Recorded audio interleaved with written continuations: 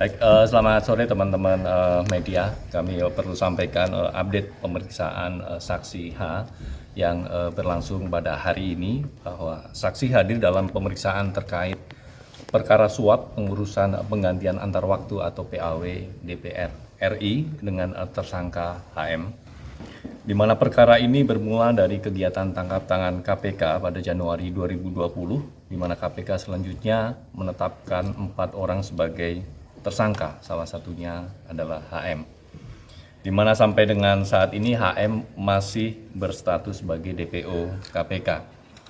Kemudian dalam pemeriksaan hari ini, penyidik menggali informasi dan keterangan dari saksi saudara H terkait perkara tersebut, di mana dalam pemeriksaannya penyidik menanyakan salah satunya adalah keberadaan dari alat komunikasi milik saksi H. Saksi kemudian menjawab bahwa alat komunikasi ada di stafnya. Kemudian penyidik meminta staf dari saksi H dipanggil, dan setelah dipanggil penyidik menyita barang bukti berupa elektronik atau HP, catatan dan agenda milik saksi H. Terkait penyitaan HP milik saudara H, disampaikan bahwa barang bukti elektronik adalah salah satu alat bukti dalam pembuktian perkara tipikor. Penyitaan HP milik saudara H adalah bagian dari kewenangan penyidik dalam rangka mencari bukti-bukti terjadinya peristiwa tipikor dimaksud. Penyitaan dilakukan KPK sudah sesuai dengan ketentuan yang berlaku dan disertai dengan surat perintah penyitaan. Penyidik akan mengagendakan pemeriksaan saksi H berikutnya. Kemudian terkait pernyataan saksi yang dibiarkan kedinginan di ruangan pemeriksaan, kami luruskan bahwa saksi H pada saat itu diberikan kesempatan untuk membaca BAP dan mengkoreksi BAP yang disodorkan oleh penyidik. Maka penyidik memberikan kesempatan dan kebebasan kepada saksi H untuk membaca BAP tersebut. Oleh karenanya penyidik meninggalkan ruangan dan kemudian kembali lagi. Demikian teman-teman beberapa isu terkait pemeriksaan. Mas, artinya bahwa memang saksi ada dugaan kuat adanya percakapan atau bahkan dugaan kuat adanya komunikasi antara tersangka HM dengan H, sehingga harus begitu pentingnya handphone dari saudara H itu disita, atau memang sejauh mana? Substansi pemeriksaan tentu belum bisa kami sampaikan hari ini, dan tentu itu masih akan terus didalami oleh teman-teman penyidik. Mas, soal penggeledahan stafnya yang bernama Kusnadi itu kan disebutnya katanya Kusnadi kayak dijebak gitu ya Mas ya. Itu sebenarnya benar ada kayak gitu nggak sih Mas?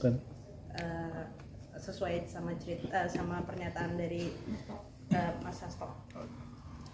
Tentu semua proses pemeriksaan di KPK sudah sesuai dengan mekanisme dan prosedurnya, termasuk ketika melakukan penyitaan alat komunikasi ataupun HP ya, sudah disertai dengan surat perintah penyitaan.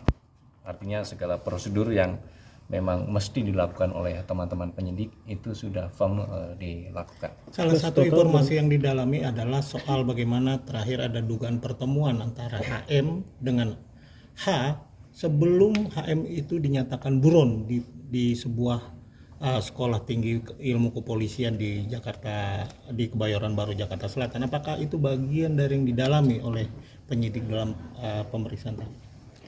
Itu masuk ke substansi pemeriksaan yang tentu belum bisa kami sampaikan hari ini. Mas, total berapa handphone sih Mas yang diambil penyidik?